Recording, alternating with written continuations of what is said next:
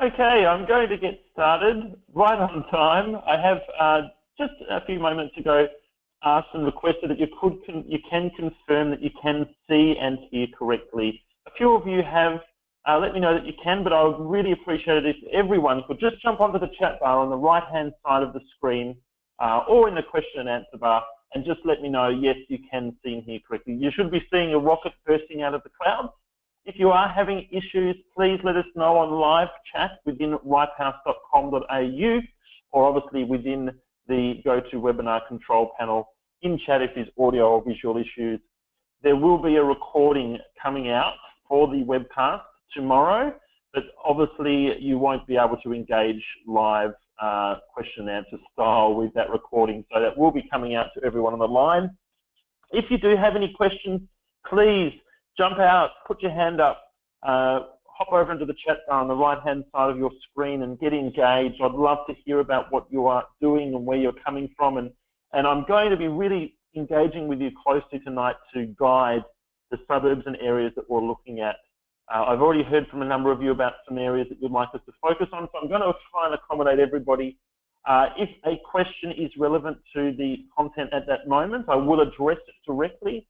If it's probably more subjective or more general in nature, I will gather it up for a dedicated question and answer session at the conclusion of tonight. So looking at about 45 minutes of content, and then as long as the question and answer session continues for. Really can't wait to jump in. We've got some really, some new findings, some new research, and then we're obviously looking at Ripehouse and our research in application to April, finding growth and yield together. So looking at current research, what suburbs, local government areas are we looking at across the nation and what might work for you? So let's jump right in. I'm just going to monitor and just check the questions before I get started. Lots of you, thank you for confirming that you can see in here. Really excited to start tonight. I might just say hello, big hello to those that have just arrived.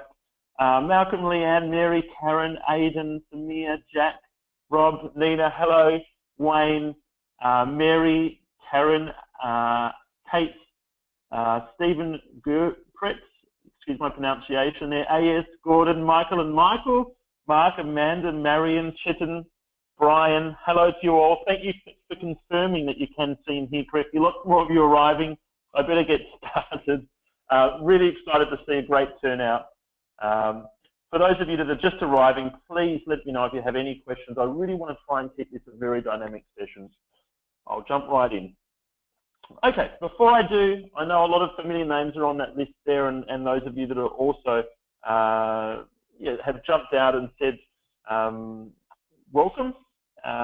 And I guess this is something that we do here at Ripehouse once a month, if not more regularly, and we have been doing webcasts for a number of years. So about 5 or 6 years actually we have been doing webcasts. But before I get started and jump into the meat of this evening, I think it's probably appropriate, if you will indulge me, just to go into a little bit of my background and where I've come from and how I've arrived to here.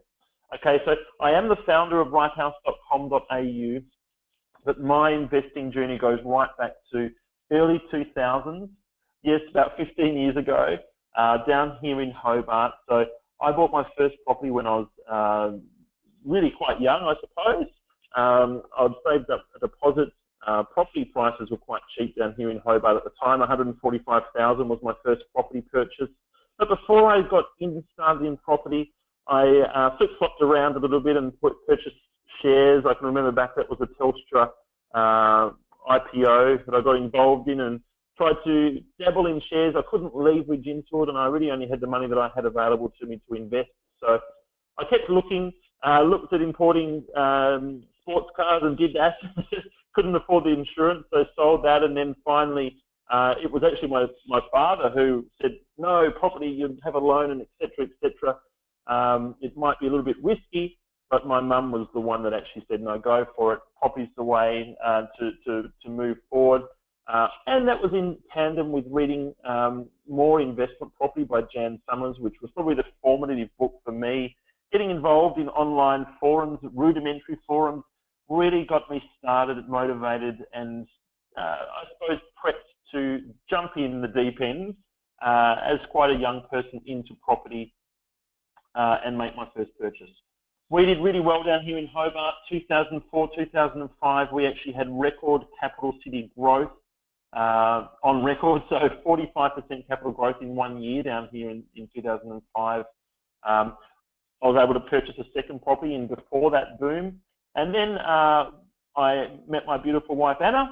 We moved to Sydney to chase jobs and the mainland dream, I suppose.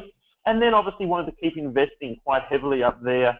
It took us quite a while to, one, I suppose, get the comfort, and two, actually start investing once again, having moved to Sydney. So a little bit of background there. We moved, and then with a lot of contacts and friends from online, we were looking at getting started investing out in the Western Sydney area. Mount Druitt, to be specific. We looked at a few properties, and I was really looking at things through the eyes, my familiar comfort zone of Hobart, and applying that to Sydney, and it really wasn't working. We were looking at one property online, which was actually Mount Druitt. It looked great, the numbers stacked up. It was quite familiar to me in Hobart.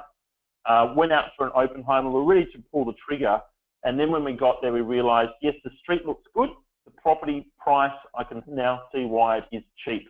The value is not there, it is legitimately cheap, and it's only worth a cheap price, I suppose. So property itself, it was at the end of a cul-de-sac.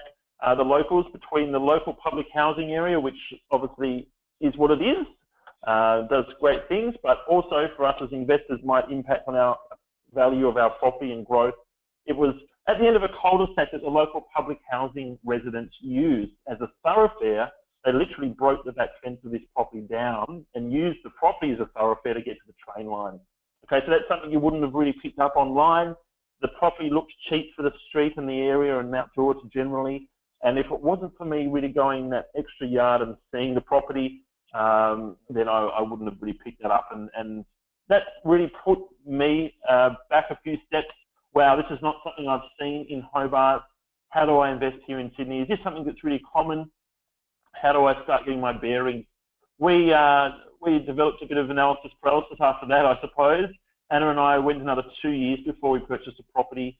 We went to every weekend, and if not more, we went to a different suburb. We ate there, we had breakfast, we got to know the area, we got to know why people lived there, we got to understand value and growth and what would be driving prices upwards in these areas. And then I guess we wanted to keep investing. So for me, and this is where Ripehouse started to form, we had to develop a framework to gain that comfort level of investing down here in Hobart.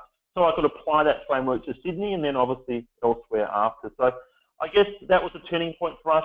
There were no shortcuts. We had to develop a framework. We had to, me as an analytical person, have to go into my comfort zone and look at numbers and look at the whys and develop that framework to allow us to invest. And we did actually end up investing, obviously in Sydney, obviously in Newcastle and regional, and then we've proceeded on now to our current day portfolio on investing. And it really came back to us for not taking shortcuts, to do our due diligence, do our research, developing a framework of which Ripehouse was formed in 2011. So that was starting off for us as an internal framework to do our investing, and has now morphed obviously into software and a research house supporting you, the DIY property investor, to research and then gain confidence to be able to go and hit the go button and invest. So obviously there's going to be always red herrings. There's going to be things out there in the nation that might throw a spanner in the works, but it's all about arming ourselves with key information, being able to ask the right questions and be able to pull the trigger and hit the go button and actually start investing. That's what it's all about. I've always tried to structure the Ripehouse community as a community. We're all here to help each other. So with that in mind, I do thank you for taking the last 5 minutes to listen to my story. I hope it rang true in some ways. It just sets the scene a little bit about where I am, where I've come from, and where you might be, and then that's going to be in context or in application to the research tonight, because it all started there for me. Okay? Any questions, any comments? I'd love to hear what you might have to say. Wayne's saying, what an awesome story. Brian's asking, what are some good forums to look at? Well, Brian, that forum back in the day was Somersoft Property Forum. So I was JAC BMW 2002, potentially back in 2003. That was a great source of information for me. I can remember a lot of familiar names on there back in the day that were really good. Property Chat has now been morphed into that. Doesn't quite have the back catalogue of information, but obviously there's a lot of forums out there and they do all provide good information. But I suppose the key is not getting sucked into analysis paralysis. Let's just try and keep it simple. Let's just try and invest and take action is probably the takeaway for me. So obviously enough to gain that confidence, but not get stuck in this endless cycle of analysis paralysis. Let's jump right in. We've got lots to get through. So what we're going to be talking about tonight is a system, all right? This is a step-by-step framework. It has been built upon the very foundations that myself in Western Sydney started developing back in 8 to 10 years ago. But now we've evolved and we're using technology to be able to provide amazing results over and over again when the system is implemented in its entirety. Okay, it's not rocket science, but the results, when it is implemented in a certain way and in a reliable and consistent fashion, you're able to do amazing things. Okay, it's all about increasing your catchment area as step one. We have got to look out across the country in a timely fashion. We've got to be able to research and compile information and then digest it in a timely fashion anywhere across the country to find the absolute stellar growth areas, locations for our investing today. Okay, not 6 months ago, not 6 months in the future. When we do that, we have to be able to find individual local government areas, so 3 or 4 across the country that are really standing out for us. That's the key. Come back to that because that's the key that unlocks this system. Okay, getting the LGA right. Within that LGA, we've got to be able to find the 2 or 3 suburbs that are leading the charge forward. You know, even when a lot of infrastructure and public-private spend is happening in a local government area, there's still areas that go backwards. Okay, so we've got to find those suburbs that are prime for and leading the charge in terms of that local government area. In the suburb, there's only about 10 to 15% of streets that are what we call the Ripehouse Sweetspot. Okay, these are streets that reliably outperform the suburb. Think of it in terms of the suburb that you currently live in. You know the areas as a local that are really going ahead and driving forward, and the areas that the locals know to stay away from. Critical part of this system. Once we find those streets, we need to know what is the in-demand property type. What are people moving to the area or wanting to pay more to live in? What types of properties? Are they 4-bedded houses, 2-bedroom units? Whatever that may be, we need to know the exact property and type for the street, the suburb, and the LGA. Okay, I might be losing you here, but then we need to tile that information together to be able to use it to our advantage in our negotiation, buying at or below market value. That is the system. I'll take you through each of those steps now, so get your pen and paper out. The recording will be coming through, but even outside of anything to do with Ripehouse, I want you to be taking some amazing key insights away from tonight and looking at property and investing in a different way. Okay, I'm trying to throw away all of what you've known before, challenge how things have been done till now. You'll see that things are done very differently here at Ripehouse. I hope it makes sense, but I want you to take away a new perspective and a way to look at property investment. So it's a big challenge. Let's get started. Before we do, just really quickly, I just want to ask you a simple question. If this system is something you can go, right, I understand it, I can use the tools, but I can go away and do it myself, I can implement it each and every purchase, how much would it be worth to you? This is just a simple question because these are numbers that we're familiar and used to seeing in the property industry. 5,000, okay, that might be a seminar, it might be a subscription, okay, 10,000, it might be an advisor helping you with one purchase, okay, no BA costs, educational, transactional costs. What would this system be worth to you? $50,000. Sometimes I've had Ripehouse users coming to me with their story about their last purchase, etc., and that is how much has been built into what they have paid for the property. What would the system that I've described here be worth to you if you could implement it for every single purchase for the rest of your life? That's the question that I would like to ask before we get started. Think of that number, even chuck it in the chat bar. I'd love to hear from you. But this is where we start the individual step-by-step process, all right? I'm going to jump right into the meat because step one, we've got to be able to reliably increase our catchment area. What I mean by that, we've got to be able to look across the country as of today for the absolute best growth potential, wherever that may be. The chances are that's not going to be next door or around the corner from where you're currently listening in, okay? Property might go in cycles, it generally does, it's 10, you know, at the moment it might be even 15 years, but, you know, 7 to 10 years is a property cycle in any one area across the country. And the chances that you are buying at the optimum point in that cycle are not very good if you're only looking at your local area. The further you increase your catchment area of interest, the further you spread that net out, the more options you might have that are potentially primed for above average and outstanding growth from day one. Okay, so this is our key first part of this system. To do this, it might sound easy, but in some cases it's hard, all right? You know, to digest all of this information. Professionals in the industry, researchers, buyers agents out there, they sometimes have a lot of problems in doing this.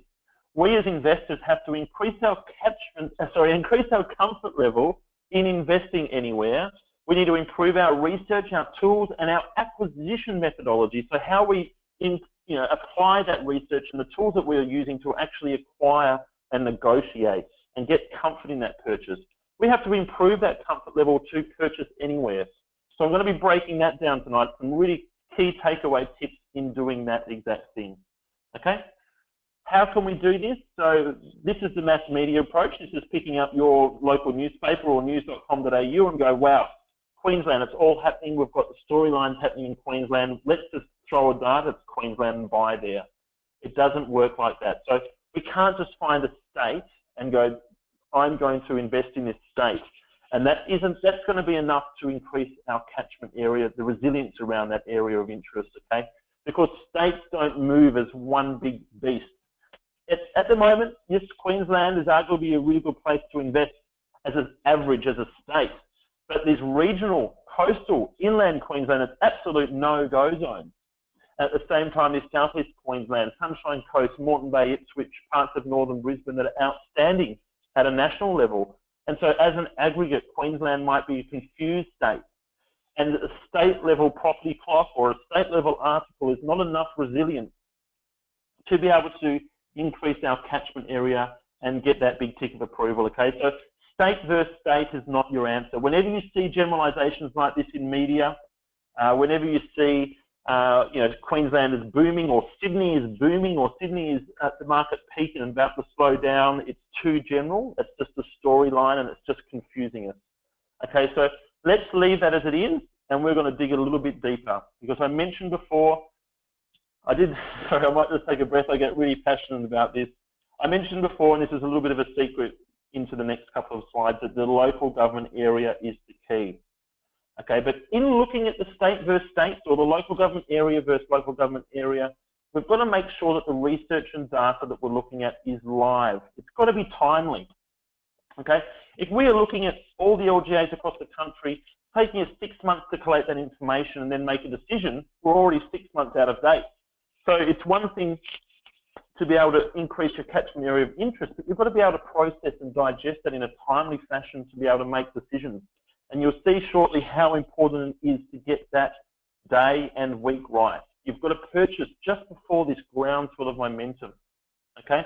So if you're only able to digest your local area within the week period, then, you know, that might even be more beneficial to do that than to take 6 or 12 months to look at the whole country. Unless we can look at live data at a national level, that's the key, that's the secret.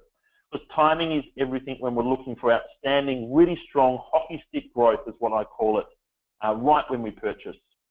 Okay, before I get into the LGA, I'm just going to pause there. I'm going to jump across to the Ripehouse software. Okay, so for those of you that have seen the software, I'm just checking if there's any questions. If you have, Mark's just mentioned, just bought our first investment house based on the Ripehouse report, a little gem. Question relates to stellar growth in defining them as seller? What time frame do you put on that growth window? 1, 2, 3 years. That's a great question, Mark, and I'll come back to that in a few slides' time. It might be relevant to answer that question. I'll give some demonstrations of that shortly. Okay. I just wanted to read that out. It was a nice compliment, but also a good question. So I'll be back to that in a few moments. Okay. So for those of you that have been inside Ripehouse before, this is your main dashboard. This is your daily login digest. You've got current content and news feed by our any research reports or new tutorials are released into the news feed in the dashboard here. You've got the Frontier Investor, which is our content platform. We've got over 35 experts in the industry regularly contributing content to our Frontier Investor content publication. We've got our learning modules, so any research reports, videos, tutorials, FAQs are there in the learning modules. We've got some advanced due diligence tools at the top, but I want to direct your eye over to the research tools, okay? Here you've got the 5 layers of Ripehouse research. I'll show you also in a moment why that's important, but let's get started at the state of the state, okay? We're going to go into the local government areas, then the suburb versus suburbs in those local government areas, all of the stages of that system that I previously mentioned, but it does start here at the state of the states, okay? This is just loaded up in the background. It does take, 10, 20 seconds because it's actually digested all of the property information for the states down into the local government areas, suburbs and streets, and then gone back up again to generate a live state level property clock for each state, okay? It's done that in that 20 seconds in the background while I was just talking then, because that is how sophisticated the Ripehouse brain, our research engine, has become. It's literally processing all of this information and telling you what it believes is the state level property clock for now, today. Okay, so it's increased our catchment area of interest and it's digested this information in a very timely fashion. And as I did mention, this page really does mean nothing. In real terms, it's giving us general information. It's saying that Queensland is in the slowdown phase. It's saying that New South Wales is in the growth phase. When we know that, if we follow the media, that Sydney itself is in the slowdown and regional might be in the absolute recovery and growth phase. Okay, so at a state level, we're just looking at generalizations here. We're taking a shortcut. We might click on, I'll go over here to Queensland, and this might illustrate things quite well. This is going to take us through to our local government area research assistant. Okay, this is going to illustrate this point because it's defaulted to selecting Queensland. Once again, you're looking at live information.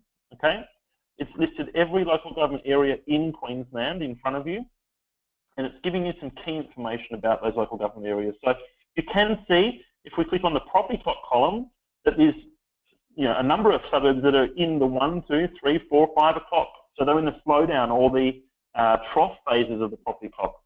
Then things, as they go around at 6 o'clock, they start to warm up. There's a recovery going on in the market, and you can see that some local government areas are in this recovery phase. As you get through to 9 and 10, 11 o'clock, you're in the growth phase. And there's a lot of heat in the markets, and there's a lot of growth happening, a lot of really good positives happening. And then things start to hit the top of the market, 12 o'clock, and then potentially slowing down again. So at a state level, you can now see my point that Queensland might be at 3 or 4 o'clock, but you've still got some great potential in these LGAs between 7, 9, even 10 o'clock on the property clock. So it's still gold in these states when you look at the local government areas. This is the key, okay? I might just jump back over to the slide. I've got a question here or a comment from you who's just mentioned, yes, I'm looking in Townsville, and that's one of those there that it's 5 or 6 o'clock and potentially coming up into the buying zone at a state level. So at any one time, I hope that illustrated that point that the LGA is really where our core research starts, our due diligence, okay? Let's jump right in.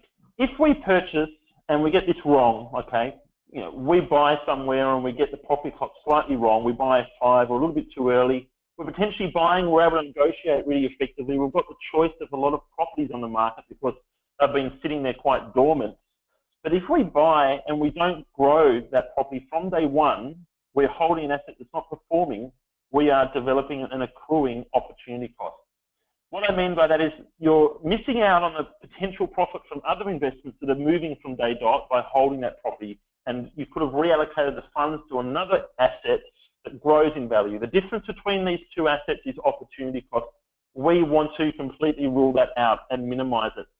So, if you're, buying in areas that are not growing or you've missed the growth, it's critical to get that right, that buying window, and not accrue opportunity cost. Let me know if there's any clarity or things that are not clear there, because our research has shown, okay, when you get all of this right, you can digest and you can increase your catchment area to the country. You can do that in a timely fashion. You can potentially position yourself before the outstanding growth occurs, okay? So if we're able to find these local government areas across the country that are about to do amazing things, the train line might have been built for the last 2.5 years, but growth is just about to start occurring very strongly from now. We want to put ourselves just before that growth in the buying window, okay?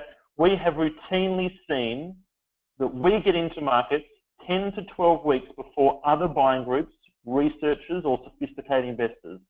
Okay, I'm going to show you that in literal terms very soon. We use them, the larger the masses, the less sophisticated investors, to provide us with strong and immediate asset uplift. Okay, the key is to use timely data to place you in front of the masses, and we want to use those masses to give us this really strong upfront growth. Okay, just think about, you've got a research report that's looking at the whole country. That research report might be buying the group behind it might be buying that information from another source.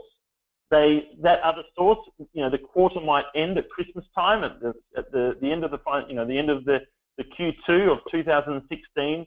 It might take 2 or 3 weeks to collate that and then get it out to the research house. The secondary source, they might then take 2, 3, 4, 5 weeks to then collate and do the due diligence. Another 2 weeks to collate a report. And you might be getting a quarterly research report that's 8 or 10 weeks out of date. Then you've got to go and find property there. This is just an example of how we're routinely getting ourselves 10 to 12 weeks into markets before other buying groups or sophisticated investors. The difference that we have seen, which I'll demonstrate in visual terms shortly, is an extra uplift of 5% capital growth right off the bat. It's not in a year's time or 2 years, it's right off the bat, okay? That's really important. This is a breakdown of the outstanding growth that I'm going to go into great detail to demonstrate that we see in many cases here at Ripehouse. There's no crystal balls, and it's not going to happen in every single example, but this is a typical example that we see here. Okay, other sophisticated investors, buying groups, whoever they may be, they usually get the state right. We've usually seen that when you get the state right, you can tick off 2% growth for that 12-month period. This is the first 12 months after purchase. If you get the LGA right, there might be 3 or 4 LGAs in that state. If you get an average result or a good to average result, you can get 3 or so percentages, the average that we've seen in the market. We can generally get 4% at that LGA level. This is the key. We get in just before the market masses, and we can sometimes achieve 9% growth just at the suburb alone. If you get the street right, and I'm going to get into a lot of detail about how we do this, you can add another 3% in many cases to that. And then the key here is getting in before the masses, before that market swell and groundswell of momentum is happening, so we can negotiate and potentially buy very strongly under market. So we're making money on the property, and if you're buying into a heated market or a typical larger buying group, they're already seeing a bit of market momentum, so you can't negotiate effectively, and you might not be able to pick a property up much below market. But if you can get this right, you can put yourself negotiate very effectively and get up to 7%, which we've seen a lot of examples for, under market, giving you 25% capital growth. I just wanted to illustrate that in those terms because it's a combination of these 5 factors. You combine it together, they amplify each other to get outstanding growth. This is the system in a line. And the numbers, the difference is outstanding. On a typical purchase, $450,000, over $110,000 in upfront first year growth profit. Okay? These are the numbers. Let me know what you think of those. It'll be great to hear feedback. The optimum buying window, you've seen it visually before. How do we find this reliably? Okay, we look at predictive indicators. I'm going to go into the buyer behavior of all this the secret sauce, I suppose, but it's really not secret sauce. It's just common sense. It's just how we live and how we buy property. And I'm looking at that human behavior, and we're looking at data behind the scenes to find the pattern and position ourselves just before the growth over and over again. Ripehouse looks at 121 metrics. It's actually more than that. I need to update these slides. 121 different metrics at a local government, at a state level, but a local government area level is where it gets really good and important, at a suburb, a street, and a property level. Okay?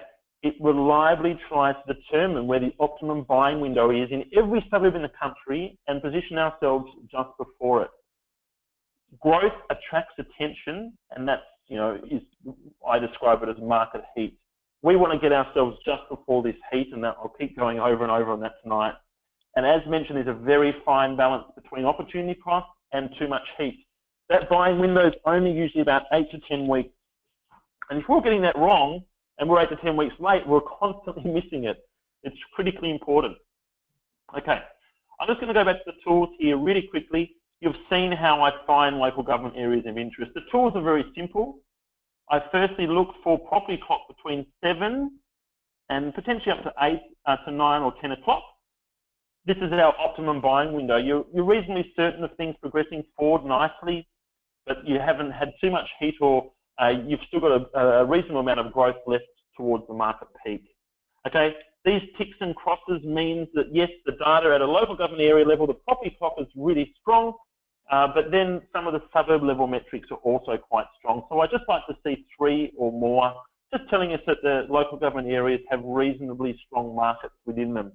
Okay, so they're moving in the right direction for the right reasons. And then you can see we have a unique score here at Ripehouse. The opinion score, we have an algorithm behind the scenes that goes out.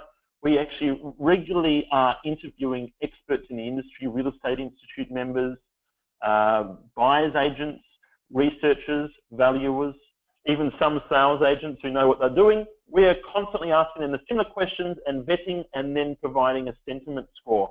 That's updated by media, property media, but then also mass media, to attribute a number to every local government area in the country. The higher that score, the potential for more heat in that market. Okay, so even though the city of Brisbane is still at 10 o'clock on the property clock, lots of people are talking about it. Okay, the city of Redland might be a better option below, where you're at 10 o'clock on the property clock, but a few people are talking about it, but not too many. Okay, there's no absolute here. The higher the number, you look at a national level, you can see every local government area in the country. Brisbane's right up there. If that number is different to 0, it means that you've got some resilience there. But I still wouldn't be discounting some of the others. Okay? Let's just click on the city of Redland, because our job now is to find the key suburbs within that city that are going forward, that are doing really good things.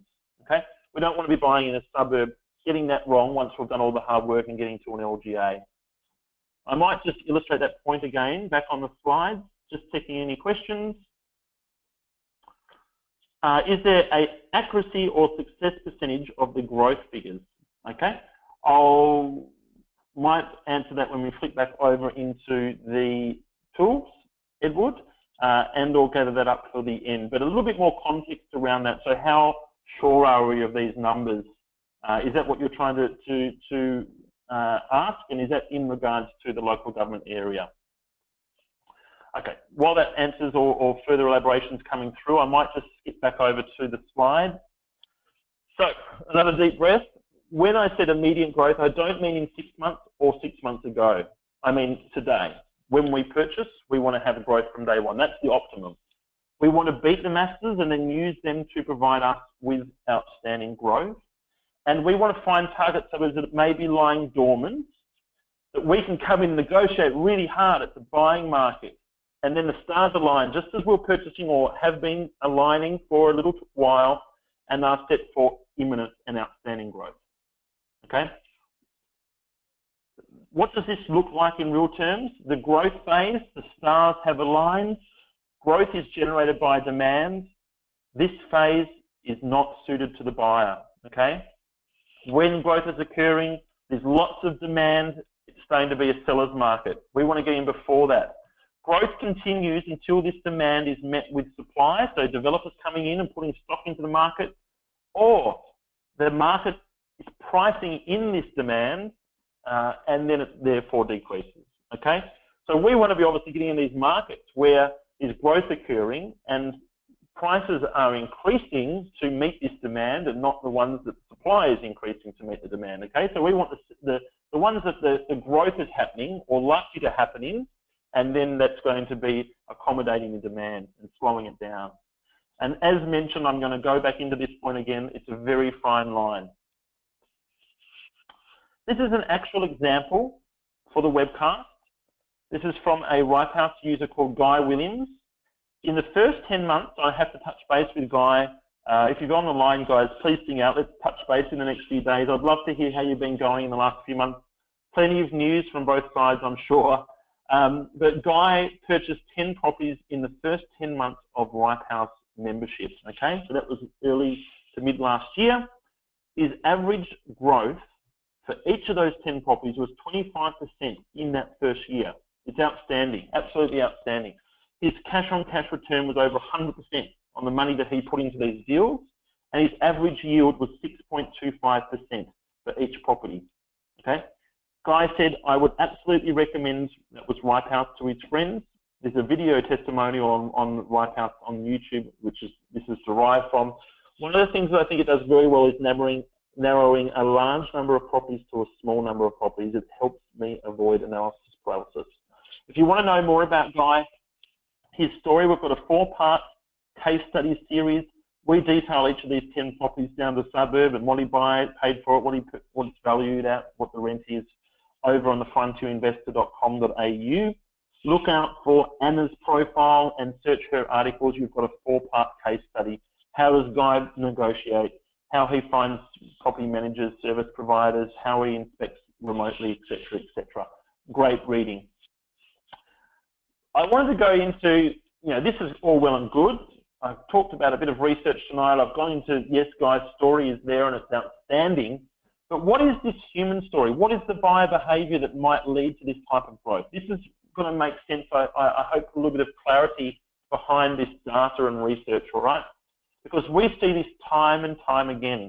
It's a local government area that has increased demand. It might be a new train line is opening, a university, a Westfield, IKEA, it might be a business park, it might be a marina, okay? All of these things are increasing demand. I don't care how much they cost to build, I don't care when they have been built. I don't look for that. I don't look for, how it's going to improve people's lives. All I care about as an investor is the demand that it creates. How many more people or people with higher incomes are wanting to buy or upgrade in that market. That's all I monitor, okay? So first, I'm looking for increased demand, but it's a very hard thing to quantify. The easy way to do that is to look, firstly, for rents increasing. If someone's going to move into an area as a net migration, they're going to rent first in most cases, okay? So they put pressure on rent, driving rents up. Growth hasn't occurred. Yes, okay. This is really quite early on in this stage. Growth hasn't occurred, so rents go up, and that means that yields go up too. The two of them together is very important. This is the key to start this whole cycle beginning, okay? Rents and yields increase. Next, we see sales volumes trending upwards. 6 months after they rent, they go, this is awesome, job's going great, I love it here, let's buy. Investors, very early stage investors like us, have seen those yields move and go, wow, I'm getting 6.5% yield here, all the train line, etc. It's great. I'm going to buy. They're very early opportunistic investors. We want to be one of those very few, okay? But you see sales volumes going upwards. 6 months or so afterwards, then you see days on market, the time it takes to sell a property. Is that stable or even decreasing? So if you're not having heaps of new properties hitting the market or lots of developers putting stock into the market, but you're having the sales volumes going through the roof, you're going to see days on market stabilizing or tightening, decreasing. Okay, really important to get that right. If developers have come in and flooded the market with new stock in this 6-month period, or lots of other people are wanting to put their properties on the market and move out, then you might even see some cases where sales volumes increase and the days on market, time it takes to sell a property, increase at the same time. So we want to see that decreasing. When all of that occurs, this is a very simplistic approach. We look at 121 metrics, mind you, to look at this. Growth is likely to occur in outstanding numbers. Okay? That's a really quick, really high-level view of a little bit of the resilience and the research that we do in an automated fashion behind the scenes. All right, so how do we find that on a suburb level? This, as you remember, has loaded up the city of Redland. It said the city of Redland is at, I think, 10 o'clock on the property clock. Once again, we might be getting into the same problem or error here, where 10 o'clock at a local government area level means that there might not be any suburbs at an LGA level that are worthwhile investing in. It might just be an aggregate of nothing. Okay, what this screen does, the Explore the Nation page, it shows every suburb in the country, in this LGA, or in the country, in this particular case, obviously in the LGA, and it ranks them visually. It's really powerful because a lot of us are visual thinkers, but basically in really quick terms, the further out from the middle the metric score is, the stronger the predictive indicators of growth are. So those stars are aligning in Calabar more so than they are in Cleveland, okay? But then the higher the opinion score, the further out from the middle, the more interest there is from people in the know. So potentially researchers or media articles haven't really caught on yet to this suburb, but they're definitely caught on to Cleveland and been talking about it for quite some time. Okay, the interest score is one where we have a unique ability here at Ripehouse. So they've got thousands of you guys who are like you, sophisticated investors, and you're really important to see, are you moving towards markets and are you interested in them? Because you are a unique sample. You are really sophisticated, you know what you're doing, and you know how to digest this mass media and cut through all of that to find the gold, okay? Because if you're looking at just general owner-occupier interest or general mass media interest, it doesn't mean much. But when investors are starting to take notice, we'd like to know about that, okay? So you can see that there as well. The further that is out from the middle, the more interest there is. And you can see as a local government area as a whole, there's not much interest in this LGA. Investability means that these properties that are in demand on the market in the key sweet spot streets. Okay, so some of these suburbs don't have really any properties in those key streets. You might have a lot of properties on the market, but they're all in the wrong area or they're the wrong type. Okay, so it's important to have a high score there. And the higher the income, it means, yes, the yields are high, but it's a nice, stable rental market. So the vacancies are low and there's strong rental volumes to make it so we can rely on that, okay? So the higher the income score, the better in general terms. So hope that gives a little bit of insight about the shape of these suburbs. We might have one potential suburb here to look at, and we call this shape here an undercover shape. If we wanted to find every suburb in the country, this is increasing our catchment area in a timely fashion. If we wanted to find every suburb in the country that has high metrics, low opinion, and low interest, we go over to the undercover strategy, okay? That's going to show us all of those suburbs that qualify, which Calabar, Papa, or excuse my pronunciation, is one of them. It's doing a lot of thinking in the background here to find these. It's come back now, and you can see that every suburb that's been returned is a similar shape. It's doing a similar thing. We can see the suburb that we just looked at there. Okay, what do these shapes mean? That shape there is an undercover strategy. It has low opinion and sentiments. Okay, the experts haven't caught on yet. The investors haven't caught on yet. The interest is not there yet, but it's got very strong predictive measures of growth. It's got high or medium to high income score and high investability. Typically, you see an undercover suburb emerge into a boomerang suburbs when the opinion score increases. The experts catch on and the shape changes, okay? Then, finally, after all of these great things are happening, the investors catch on, and this final stage happens down the bottom here, where it turns into what we call a big green. Let me know if you've got any questions on that. I hope it's clear. This is our visual way of explaining the strength and the underpinnings, the market health in the market, but then also trying to demonstrate, are people buying now and are the experts agreeing, okay? You might prefer to get right into another undercover market, potentially negotiate very hard, or you might like to wait until lots of other investors who are in the know, you know, these are not mass market investors buying in their super fund through their accountant that don't know even, you know, Darwin to Hobart or the differences therein.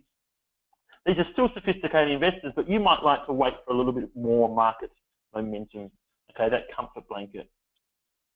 I hope that makes a little bit of sense. I just want to probably make this example here that these three strategies roughly translate to this, okay? Undercovers are right at this early part of the buying window, but you might be able to negotiate far under market. A boomerang may be right in the middle of the buying window, and then a growth, a big green, typically might be just on the other side of that buying window. The heat's quite there already. You might still be able to buy at good value in these markets, but you have to be quite sensitive to lots of offers on lots of properties, okay? This is where it might get really interesting for a lot of you. Please keep the questions coming. Might just answer your question there, Edward, whilst I open up the floor to everyone on the line and say, hey guys, out of our research this month, we've got the research report dropping over the weekend. Our April research report is coming up. We've taken all months to collate it. It's all timely. It's all live. We're dropping that this weekend. Right towards the end of the month, I know, but we are very thorough in the due diligence in putting it together. There are a number of states included in that report. We've got Queensland, New South Wales, Victoria, Tasmania, South Australia. Out of those states, which one would you like me to focus on for our example tonight, our deep dive into the report? Okay, I'm not going to give you the report. I'm not going to give you every suburb or state or content from it, but I will focus on one suburb based on where you'd like to look. So you, Mark, Dimitri, Chetan, Queensland, Moreau, Victoria, Casey, WA, you, once again, you tricked me, Queensland, Nina, Geelong, Victoria, Malcolm, Queensland, so Queensland's obviously a very strong performer. Mark, Queensland, Moreton Bay, once again. Michael, South Australia, that's my pick, Michael. But lots of you want to look at Queensland. Rob, Queensland, Edward, New South Wales. So I think the overwhelming, there's still a few more coming in. The overwhelming there is Queensland. Let's jump into Queensland, okay? Before I do, I'm sorry to do this. I just need to clarify here very strongly. Let's turn the screws up on everything we've learned because we need to get the streets right in each of these areas that we look at, okay? You as a local know in the suburb that you live in which streets people are drawn to, which are potentially going to go ahead in leaps and bounds, and which of those areas, which suburb streets people are staying away from. The note, don't live down there. You know those areas. Getting the street right in these suburbs is critical. It's obviously very critical if we're investing into state. It's often overlooked, okay? This is a major component of hockey stick growth. We need to know where the demand is strongest, okay? How important? We have been able to find a combination of street level factors that reliably, over and over and over again, deliver above average growth. So how, if we're looking at a suburb, we can reliably find streets that are going to outperform that suburb in relative terms by 21.9%.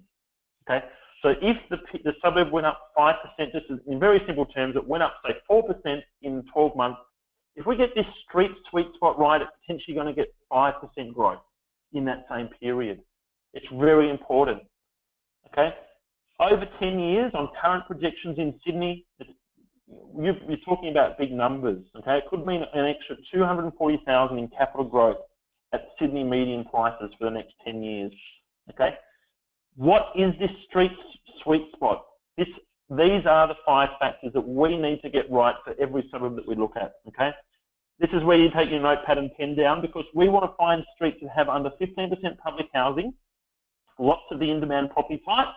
People are wanting 3-bedroom houses. This street has them, okay? And it's the most common in-demand property in that street. We want to have strong tenant demand. Above 33% tenant demand, higher than average rents and higher than average yields. We want to be right at the edge of that wave of growth and momentum. It's usually only 10 to 15% of each suburb, and it's critical to get this right, okay? This is a little bit more information before I jump back in the tool, and I'll go through quite a lot of details there in Queensland for us all tonight. I just wanted to make this final point. Location and amenities can drastically change our appraised value and also growth expectation. Okay, this is all of the research we've done. We've done it for shops, schools, transport. They're the big three. We've done it for hospitals, doctor surgeries, cafes, parks, you name it. These were by far and away the biggest three drivers of appraised value and also growth. And it's the distance away from these things that's the key. Okay, about 1,200 metres or 1,000 metres from your key transport hub is Optimum. 250 metres away from your closest school is Optimum. And out to about 1,200 metres from the closest shopping centre is Optimum. Anything after about 1,500 metres away from these things, you've got a dramatically negative effect on appraised value and also growth. Another key driver, we are the only source of up-to-date and live public housing information that I've seen in the country. Okay, we are constantly updating this every 6 months and vetting each local government area to provide key and up-to-date public housing information for every street in the country. Okay, it's a big statement. It's really important because public housing has a dramatic effect on appraised value and growth. Expect to pay 25% more than the average in the suburb if you have 0% public housing in the street. And if there's 18% or more public housing in the street, expect to pay 20% less. Dramatic effect. Okay? Let's stop there, and I'm going to switch back in, and I'm going to pick, we've got Woolloongabba, Norman Park, or Riverview as the first three undercover suburbs. These are all in the report. I'll give you that tip. Sorry, two of these three are in the report. Woolloongabba looks very strong, but it has supply side risk. Out of these two, Norman Park and Riverview, both in the report, which one would everyone like us to look into in further detail? These are, once again, they might not be everyone's kettle of fish. These are Queensland suburbs that are in the report but haven't got that opinion yet or the interest, okay? Typically, you know, there are some gold in the undercovers, a lot of gold, but you need to be putting yourself out on a little bit of a ledge. So sometimes the boomerangs and the big greens that are the strongest buy recommendations within Ripehouse. But for the purposes of this, Norman Park and Riverview, out of these two options, I'd love to hear, we've got Norman Park, Riverview, Riverstone, New South Wales. Nice try, guys. We're talking about Queensland, so there's two of each. The next person to come through, Malcolm, is Riverview. Let's go there. So Riverview's in the city of Ipswich. I'm going to click on this and then demonstrate how we find these streets, okay? This is using our suburb map analysis page. It's unique to Ripehouse. It's extremely powerful. I could spend half an hour using and going through this tool and demonstrating what it can do. We've got lots of research reports, neighbourhood comparisons. You can see every sold property in this suburb for the last 3 years, every rental property currently on the market. You can see how this suburb over here on the right compares to its neighbouring suburbs on a metric like yield. Okay, really powerful. So in this example, it's going away and it's loading the yield numbers for Riverview versus similar neighbouring suburbs. Okay. While that's loading, I want to talk about the street level analysis over here. So I might do this, going to get confusing. This is where the real gold is here at the street level. Okay. If we click on this toggle, it's going to show us exact streets in Riverview that have higher public housing information. Okay, so each of these street areas is 200 dwellings. This area in the north is very sparsely populated. It's the remainder. Okay, so if it had 8,820 properties in the suburb, these are the 20 as an example. This is a remainder, so sometimes you might see a suburb that has a large area like this that's a strong colour. But whatever properties that are in here are probably most likely public housing. Okay, so 50% public housing in this large area, but that might not be many dwellings, okay? So you can click on any of these areas like this one, click on it, and you get a pop down here. This area has 53% public housing, 64% renters, 7.6% yield. Very good yield, okay? That's probably a key point because if you click on the yield toggle, the average suburb yield is 5.7%, but this actual street level area has a yield of, excuse me, I just misclicked there. We've got lots of things going on here on the map, so please take the time to check it out and get used to it. If you click on this street level area here, the darker the yellow, the higher the yield. This street level area, you would expect 7.6% yield. The one next door, the darker the green, the lower the yield, has 0% yield. Basically means there's no tenants living there, okay? This one here that's slightly green has 5.4. You can see how it changes across the suburb. You can see where the higher rents are in the purple. You can see where owner occupiers in the green are living, where the tenants are living. You can see where there's houses in the green or units in the middle near the train line, okay? Those 5 factors, we can join those together automatically using the Sweetspot pop-up. You click on the capital gains badge here, it will automatically align our 5 metrics in line with our research to demonstrate and find. You can see that there's 10 areas in the suburb overall, and it's found 2 that pass through vertically through these filters, and they spit out the bottom, okay? 2 street level areas, you can see them exactly on the map. If you can remember back to when the suburb loaded, we now need to find what are the most in-demand properties in the suburb. When the suburb loaded, there was a pop-down that told you, but you can also click on the View Suburb Report button down here, and it will tell us that 3-bedroom houses are most common and in demand. So the next job is, you can remember the guy said that he likes that it gets down to a very small number of properties quickly, because there's 26 properties on the market in Riverview at the moment. I want to only see properties that are in the orange sweet spots. I only want to see 3-bedroom houses. I might just do 4 bedrooms as well. I'm not going to say no to a 4-bedroom if it's priced well, and it's going to show me only those properties. Okay, so now you've got 5 properties left. You've got 1 at 700K, which might be an acreage. You've got 1 under contract, and you've got 3 properties remaining between 229, 249, 269. Okay. Before I go into each property, you can see this one here that says it's 700,000. It's been discounted by 17%. So we have the full listing history for every property on the market, when it hit the market, and when it's now been priced. This property, as you can see here, it looks like an error where it hit the market at 599 2 years ago, and now it's currently priced at 700,000. So you might say, well, that's a mistake, but it actually was on the market 2 years ago and never sold, and the agent or the owner has put it back on the market without a sale. And when that occurs, we actually treat that as the one listing. Okay, just because we see this over and over again, they put it on the market for too high a price, they get no interest, they take it off the market within 3 months, they wait 3 months, they put it back on the market again. Otherwise, you would see that in any other source of information or research as 2 separate listings that never sold. It changes the data incorrectly. We treat this property and all like it as one listing. Okay, so typically at Ripehouse, our days on market data is higher than the average, or sorry, other sources of days on market data. But when you actually average that or look at that across every suburb in the country, it's typically the same, to the same degree higher, and you can then compare suburb versus suburb in similar ways. So as long as you conform to this methodology, this number, it's true to itself. I hope that makes sense and it's not just muddied the water. We've got 3 properties here between 229 and 269. Let's hit the one right in the middle. It's around the median of the suburb. You can come in here and view the condition of the property. The previous listing history, sorry, there's a lot of, I'm using my internet connection for, I might just load that up again.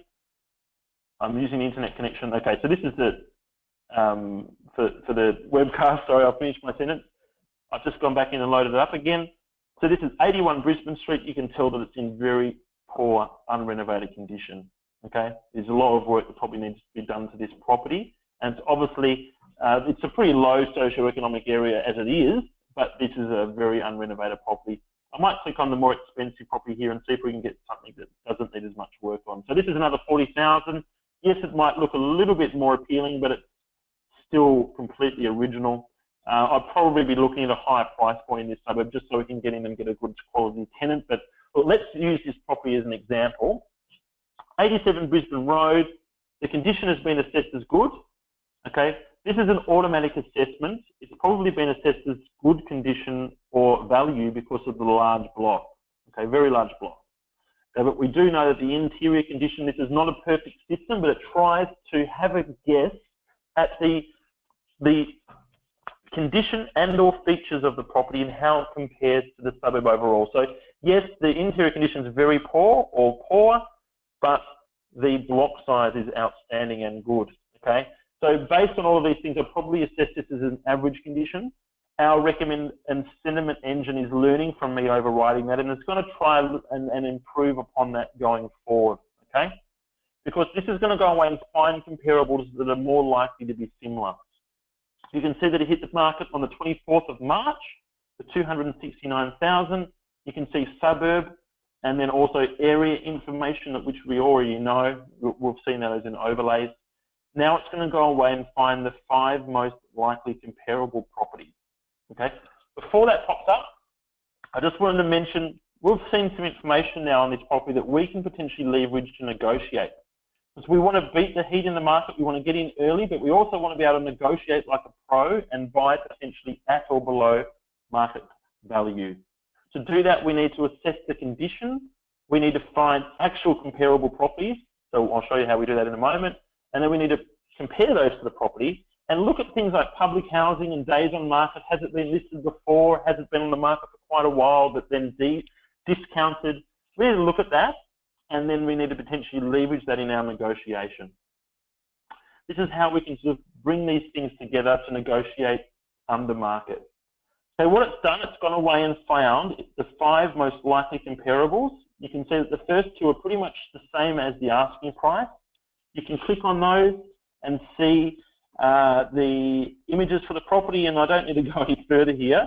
You can see very, very, very quickly. Obviously, this was sold in November, so it is about 6 months ago. We might have had a little bit of growth in that time, but this is a vastly superior property.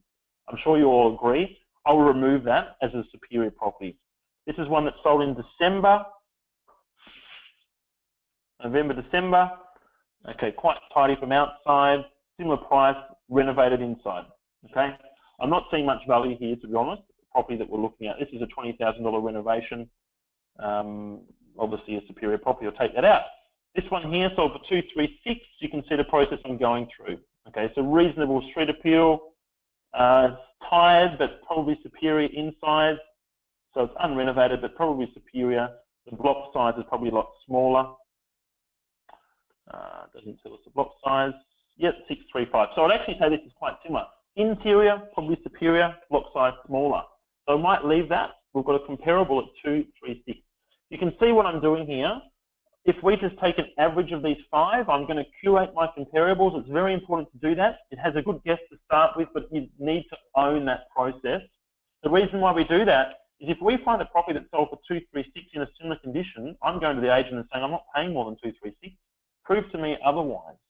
Okay, so you need to curate your own comparables using this tool, writing them down and going to the agent and going, I'm not paying more than this, this, and this. If you can find a comparable that's sold for more, that's similar, then please give it to me. And if they can't, then you can at least justify your offer price. It's really important to do this manually. An automated valuation is hardly ever worth the paper that it's printed on, but the value you can get from actually curating your own comparables is priceless. Okay? What this is going to do, it's going to grab those 5, it's going to average them, it's going to give us an average of 240,000. It's going to tell us that we need to discount that amount because it's a little bit too far away from schools and it has 9% public housing in the street, and it's going to tell us that we shouldn't probably pay more than 225, but I would be able to be potentially argued towards 240. Okay, if I was, able to find street level information or dynamic that was people had 2 cars and they both, they drove them to schools, I would potentially discount this 4% and get closer to 240. Okay, so I might be convinced to pay up to 240 for this property. That's where I might be aiming for value. Okay, that's obviously, this is all just been an example, just a sample. I'm not a financial advisor and I haven't had any interest in this property apart from this 5-minute video and exploration. So please don't rely on what I've just displayed, but I'm just trying to show you how you can use the tools to find and value appraised property. Okay. You can print all that off in a report using Google Chrome. You can go off and do that for the next property. But I hope that's been a good example of how we can get down to a small number of properties really quickly. Lots more questions have just come in there. Whilst I'm doing that, I'm going to gather those up and I'll answer them at the end. One moment there. Just before I do, I've got some more interesting research. So we've done a full review of our last 2 years worth of research reports. That's coming up with some more information around April. But just before I do that, I wanted to go into a really interesting story from one of our users, Lauren. Okay, Lauren actually found out about Ripehouse from, she was attending a seminar, an education seminar. She was talking and got, as you do, to the next door neighbour and said, hey, how are you going? And what have you been doing? And they got chatting for the day. Lauren had been to multiple seminars. They got chatting and she got the person next to her talked about Ripehouse. She came over, she joined us. I guess for Lauren, she had gone to multiple, it had been 18 months, she had been educating and looking for property. And once you go, and I see this quite a lot here at Ripehouse, you go to 2 different seminars or you're doing and reading 2 different approaches, you get confused. Lauren was very confused. She had conflicting stories. She had analysis paralysis, all right? Really common story. What had actually happened there, because so much time had passed, there was a huge amount of pressure on Lauren to get this next purchase right. She was now looking at very sophisticated strategies, renovate the profit at a higher price point, low yield, to generate the type of returns that would justify her spending 18, 24 months searching for property and educating herself. Ripehouse allowed her to subscribe. She became a member. She was able to purchase her first property very quickly. It was a number of weeks after purchasing because she could see that things could be very simple and it made sense. Okay, it cut through. She was able to focus on growth and yield, get those 2 things happening really strongly, really fast, really right towards the beginning of the purchase, and it simplifies the whole process. She was able to see that, get started and have an amazing purchase and also story with Ripehouse. I see it over and over and again. Analysis paralysis, people making things really difficult and complicated, and things can be simple. Okay? I guess just before I go on, we've made it this far. I do have gone over time, I do apologise. But I get pretty excited about talking about property and property investment and helping and developing this Ripehouse community, which is what it is. I'm pretty excited to charge towards growth for myself and for everyone that's part of the Ripehouse community to move towards our goals, to deliver potentially amazing results to you and your family by using the tools and going off and doing amazing things. Based on the fact that you're here, you've taken the time out on a Thursday, or Wednesday, sorry, it's Anzac Day's throwing me out a little bit. You're here, I appreciate you taking the time out.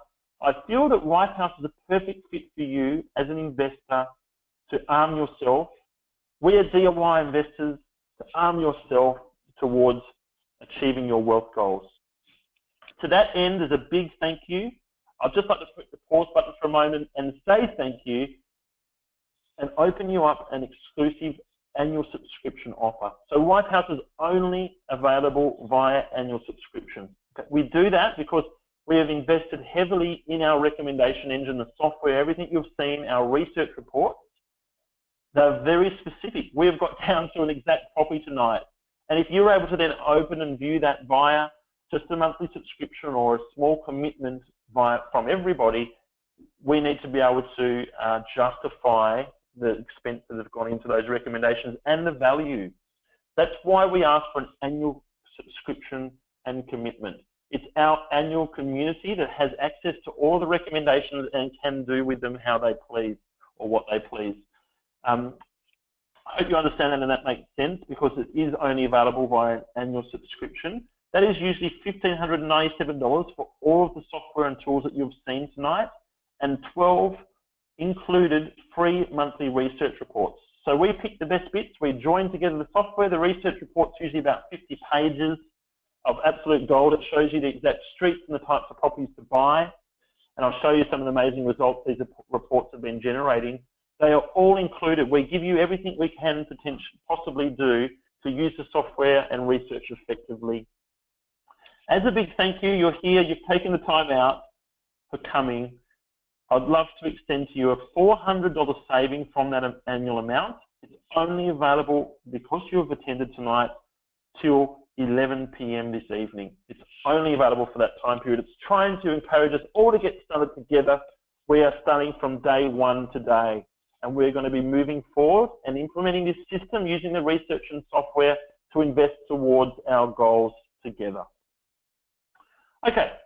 This is something that we've taken the time over the last few days to really go back and look at where we've come from. This is the first time this has been shown on a webcast, by the way, because it's a very detailed process that we've gone through in doing this, but we've actually been giving suburb and street recommendations specifically since 2015. Before that, we were just giving you the research and you would go away and you'd piece it all together, okay? It was just more of a research tool. You could see the street level information, etc., but we hadn't accumulated enough information to be able to give reliable or resilient recommendations until 2015. 1st of January, we released a website that was the top 10 capital growth predictions for 2015. The average capital growth since for each of those properties has been 10.1%. Then we got a little bit better. We improved things. We actually released a cover story feature on Money Magazine back in September 2015. The 10 suburbs within that achieved since 14.9% per annum growth. Okay, that's for the sweet spot areas that we specifically recommended. If you were just investing in those suburbs only, you would have achieved 8.42%. So almost double by listening to our street level information from that report. Moving on, we went into February. This is when we started issuing our Pinpoint Predictions report. Issue 1 was February 2016, and we have been releasing those every month since, okay? That is timely, it's up to date for that month exactly. It takes us about 10 days to collate that and produce it. We don't produce it in that month until we have done our due diligence and vetted it all, okay? Watch out for the April edition coming out in the next few days. But our first result last February had 15 suburbs included, and our average growth has been 13.9% per annum. Okay, we've got a bit better once again into July. We've improved upon our recommendation engine. This was using version 2 up to 14.5% growth, and in October last year we released our artificial intelligence engine. This has looked at what we have done and how we've done it and improved upon it and eked out every bit of efficiency and has been back-checked to show it can produce up to 18.7% growth reliably. Okay, there's no crystal balls. This engine, though, has been shown and back-checked to show 18.7%. So that remembers back. What we're going to do is be able to negotiate effectively and potentially get 7% on entry and buying under market to top that up to 18 to 25%, but you can see how that evolution has occurred in our analysis of those reports. Just before I get into the question and answer session, lots of other people use Ripehouse. We've got researchers, educators, lots of buyers agents, but also many investors like yourself. They're doing amazing things with Ripehouse, and I've got some amazing things to say about it. Right, let's take the time and we'll hit the stop button because this is really important, okay?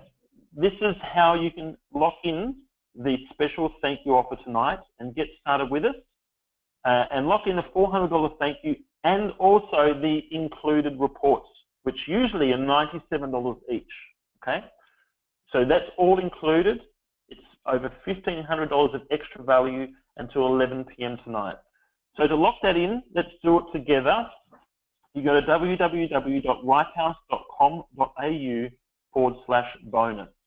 Over on that page, you click on the red Get Started button. You enter in your email, your name, your phone number, and then the coupon code to lock that in should be automatically entered onto the page. So you just need to tab through that. Then you click on the subscribe button. Wait a couple of seconds that when you have tabbed through that coupon code, it needs to confirm that you're eligible, that the time window, etc. is open, that it hasn't previously been offered to you. Once it is done, the subscribe button becomes bright red. You can click on that, and then you can enter in your credit card details and hit subscribe, okay? That will then activate your account. You'll be sent all of your welcome codes, access to the Learning Center and previous reports, modules, and obviously we're on standby on the bottom of the page via live chat support, 1300 number if you have any questions.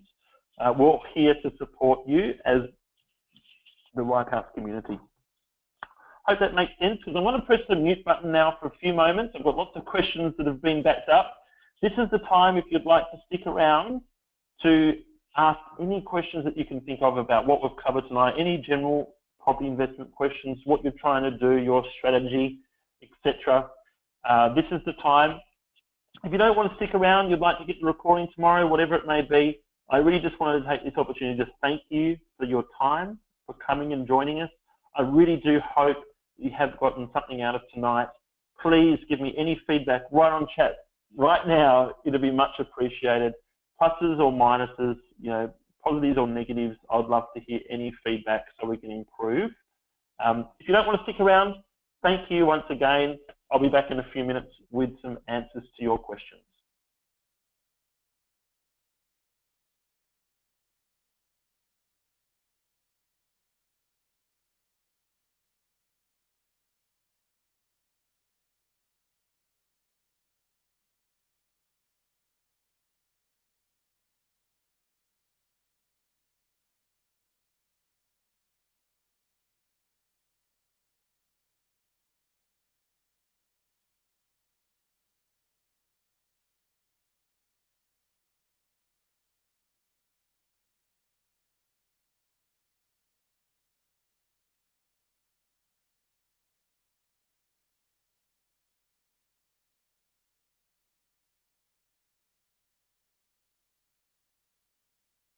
Okay, let's go through the questions one at a time. I'm going right back to about 8:32 from Edward around, is there accuracy or success percentage from the growth figures?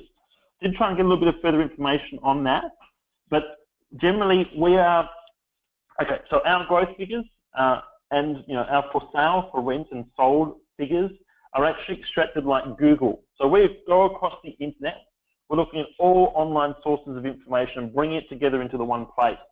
Okay, so that's our point of truth, and we do that multiple times a day, so it's very current. So we're looking at that data to generate growth figures. When you're looking, obviously the accuracy is one thing, but it's also the volatility. It's probably the more important thing. So if you're looking at a growth figure for a state, you've obviously got a lot of data that you can analyze to do that. And if you can analyze that data in a timely fashion and that figure is relevant and timely, then it's very reliable to be accurate because of the sample size. If you're coming down to street level growth, you might only have 2 or 3 sales. They might be differing types of properties. It's very hard to actually pinpoint what is value and how that has changed. Okay, so I think that was your question was asked in relation to the local government area at that point. You've got 50,000 dwellings in the local government area. You've got lots of sales for the year. It's reasonably accurate and you can track growth based on that. Okay, Wayne has asked, the time between undercover to boomerang vary in times. What would that, just asking a full question here. Would that be correct? Yeah, so there's no science on that in terms of some suburbs take quite a while for them to recover, for them to become an undercover and then move through. Some happen very quickly. You have different cycle times for different, inner city to regionals. Generally, we see a suburb would stick around as an undercover for 3 to 4 or 5 months, then into boomerang and into big green, and then potentially drop back within a year period. So, that optimum buying window is about 3 months in general terms. When the stars are aligning, when that metric score is really high, and it's, I'll probably say as an average. I haven't done the direct research on the timelines, and it's probably a good exercise to do, Wayne. About 6 months for that transition to occur between undercover right through to a big green.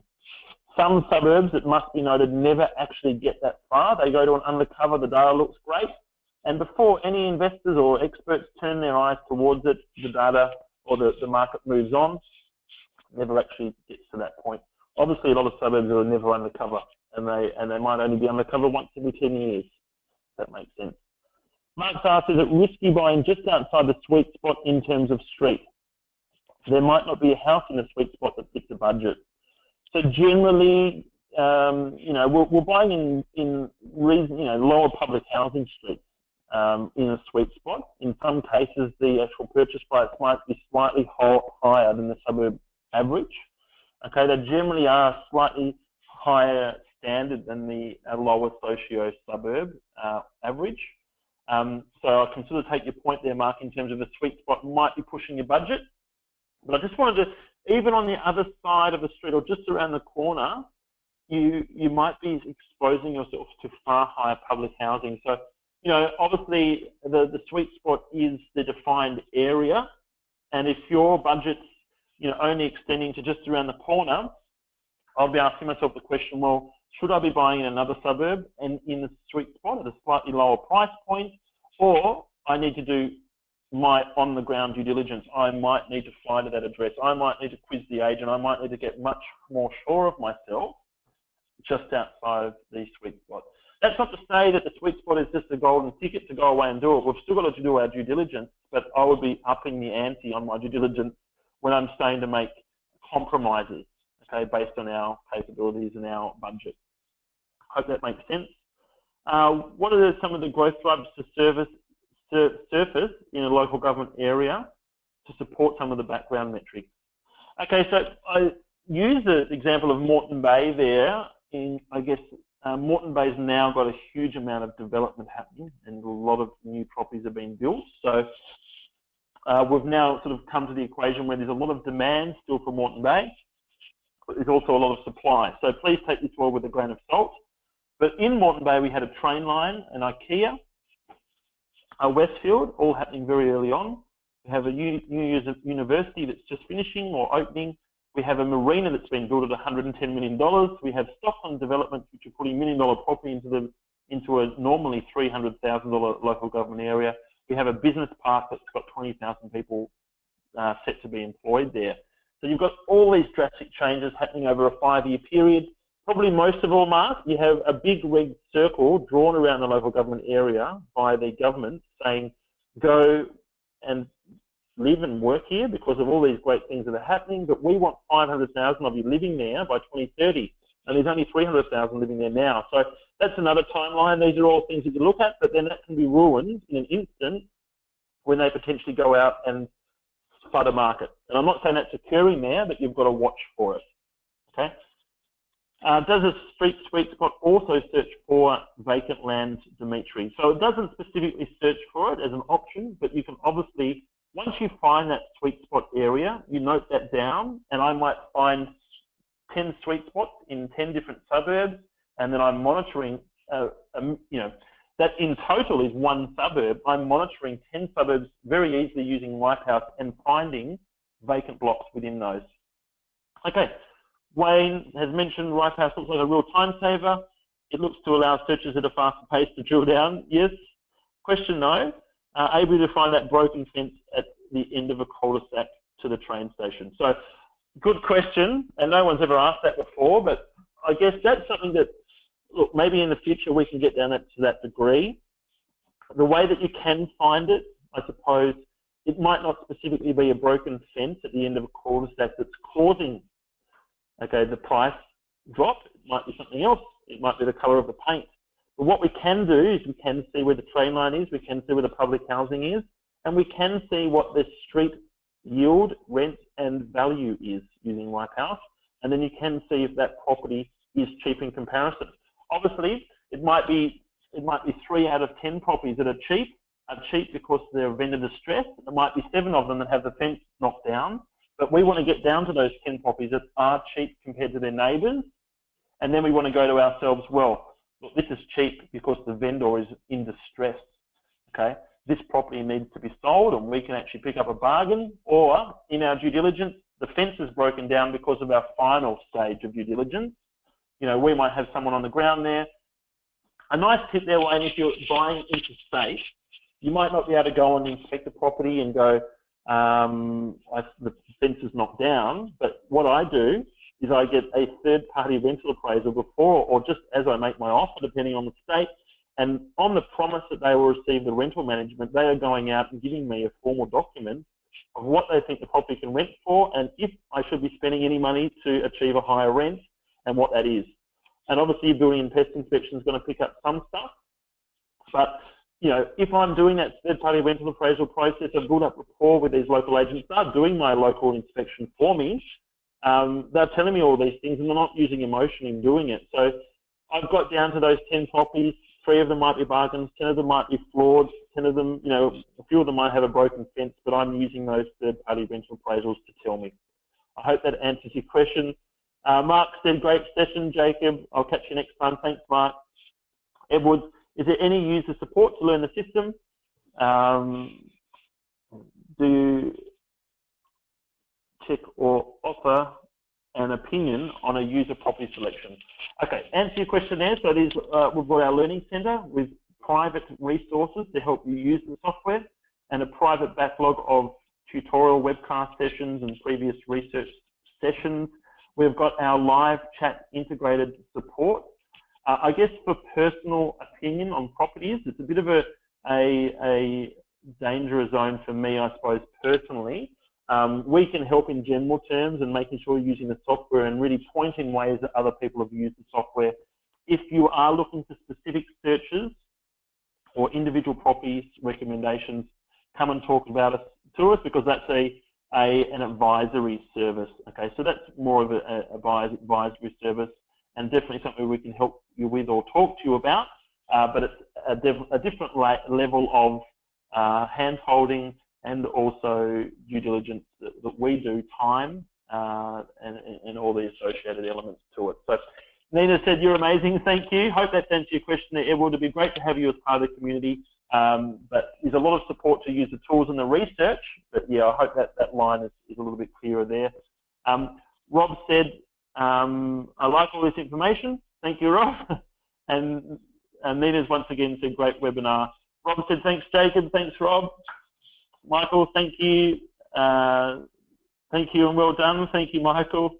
You saying, signing off here, I'll talk to you soon. Aidan's looking in the process of setting up a self-managed super fund, has a 15-year buy and hold strategy. Where would be the best buy for near new 3 or 4 bedroom houses, say in a month's time?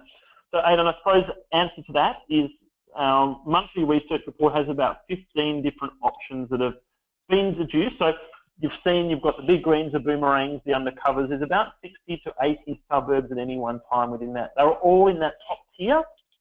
The research is saying really positive things about them. We have about 15 that make that extra layer of due diligence into our report. Okay. Out of that, in answer to your question directly, you've got to look at each of those suburbs and go, what is the most in-demand property type here? If it's 30-year-old houses at $600,000 price point that need renovation, that suburb's not for you, obviously. If the most in-demand property type is newer properties, 5, 10 years old, or brand new at that price point, and that's what people are demanding, and the report will tell you the types of properties, the suburbs, etc. You've got to look and match. Out of those 15 suburbs, there might be 2 or 3 that really do suit you, and that's probably the best answer to your question. Obviously, there's some other gold there in the research and the software. That's probably the direct answer to get you to a short list quickly. Edward, looking for recommendations. So within the community, we're always asking for people who've had good experience with legal and finance companies. So other people in the community that have had good experience, we do retain that information. So if you'd like to know that, then we can let you know who other Ripehouse users have had good dealings with. Happy to share that information. Dimitri, thanks, Jacob. Great session. Awesome info. Very long, though. I do apologize. Wayne, most definitely, thank you a lot. Answers are great help, especially for someone going interstate like myself. Yes, you do need to do your due diligence at the end of the day, but it's about getting us and saving us time, getting us to the pointy end quicker. Final thank you there, Edward. Hope it's found much benefit. Thanks again, Aidan. That's it. All the questions. Any final ones? I'll stick around for a few moments. I'll jump over onto live chat within Ripehouse. I do hope you've all got something useful from tonight. Love to hear any feedback. And until next time, happy investing.